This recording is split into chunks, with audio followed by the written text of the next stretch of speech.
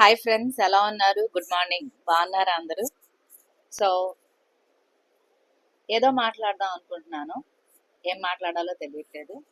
So Sunday ఇవాళ అందరు బాగున్నారా? స్పెషల్గా బ్రేక్ఫాస్ట్ చేసుకున్నారా? తిన్నారా? సో నెక్స్ట్ లంచ్ ప్రోగ్రామ్ ఏంటి? సో ప్లాన్ చేసుకున్నారా? నేను మీకు ముందే చెప్పాను, నేను ఏది ప్లాన్డ్గా చెయ్యను, అప్పటికప్పుడే ప్లాన్ చేసుకుంటానని చెప్పాను. నేను ఇవాళ రవ దోశ వేసాను. It came out really well. ఇక్కడ ఒక చిన్న విషయం చెప్పాలి నేను మీకు. ఎంతమంది పెళ్లి పుస్తకం అనే సినిమా చూశారు? రాజేంద్ర ప్రసాద్ దివ్యవాణి మూవీ. సో మీరు అందరు చూసే ఉంటారు. ఈ పెళ్లి పుస్తకం సీన్ ని నేను మీకు ఒక కోరిలేట్ చేసి చెప్దాం అనుకుంటున్నాను. అక్కడ భార్య భర్తలు ఒక హోమం చుట్టూ, పెళ్లి హోమం చుట్టూ మంగళకరమైనటువంటి ఆ అగ్ని చుట్టూత అగ్ని చుట్టూ దండం పెట్టుకుని తిరుగుతూ ఉంటారు. అవునా? పెళ్లిలో జరిగే తంతే అది. జరిగేటప్పుడు ఒక చిన్న పొరపాటు జరుగుద్ది. చిన్న పొరపాటు.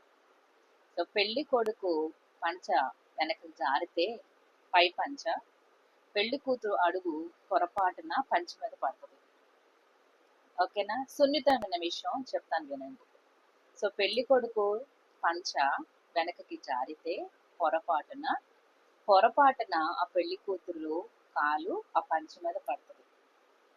అందరి ముందు, అందరి సమక్షంలో కొన్ని వందల మంది ఆ పెళ్లిని వీక్షిస్తా చూస్తా ఉన్నారు. కొంతమంది అమ్మలక్కలు చూసారా దీనికి ఎంత ఇదో, మొగుడు పంచ మీద కాలేసిందని కొంతమంది. అమ్మాయి తరపున అయ్యోయ్యో పొరపాటున నా కూతురు నా అల్లుడు పంచ మీద కాలేసిందే అని కొంతమంది. అర్రే ఎలా జరిగింది ఏంటని కొంతమంది.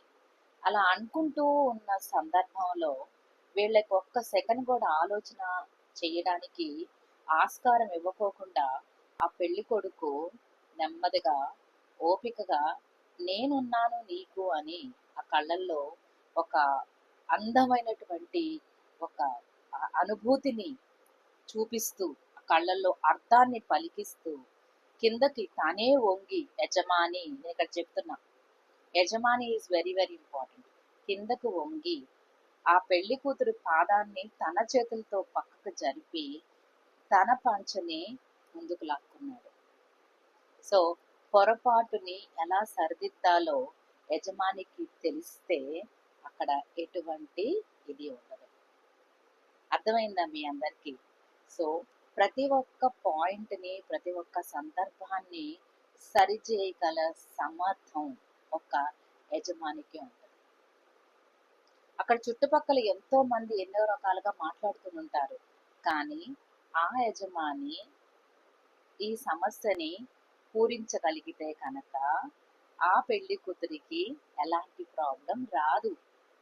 అర్థమైందా మీకు చెప్పింది నేను? సో మన యజమానులు మనకి కరెక్ట్గా మన పక్కన ఉండి మేమున్నాము మీకు అని ధైర్యం చెప్తే కనుక మనం ఎలాంటి పొరపాట్లు చేయం. ఒకవేళ పొరపాటున ఏదన్నా చేస్తే మన యజమానులు మనకుంటే గనక ఆ గుండె ధైర్యమే వేరు.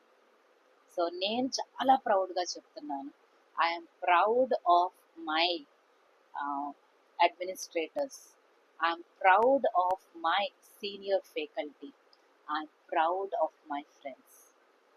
Okay, thank you one and all. So ఈరోజు మంచి మాట. యజమాని ఇక్కడే కాదండి, ఇళ్లలోనే కాదు. సో మనకి బైబిల్లో ఉంటుంది, ఖురాన్లో ఉంటుంది, భగవద్గీతలో ఉంటుంది. మీ యజమానిని మీరు గౌరవించాలి, మీ యజమానిని మీరు ధిక్కరించకూడదు. ఇదే ఉంటుంది, మీరు చూసుకోండి కావాలంటే. భగవద్గీత వెతకండి.